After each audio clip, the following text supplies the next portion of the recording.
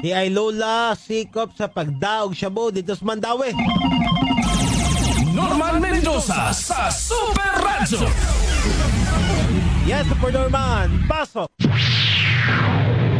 Arestado ang usa ka 60 anyos nga lula human kini naaktuhan sa kapulisan nga nagdala-dala og shabu sa ilang pag-roving.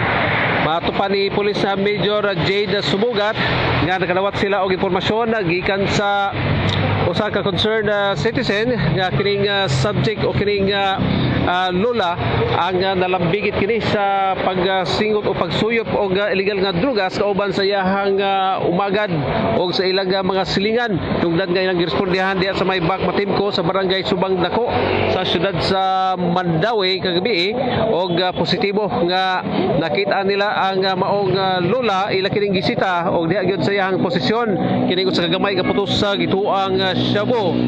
Ana kini karon matanggong sa Subang Dako Police Station o gikatagda kini nga paskaan sa paghupot sa illegal nga drugas. Mato pa sa maong lola nga kinahanglan sad siya nga mo gamit gumikan kay lapoy o kapoy ang iyahang trabaho isip labah o labandira. Kini sa Norman Mendoza sa GMA Super Radio DYWS dapat totoo. Morning na Cebu!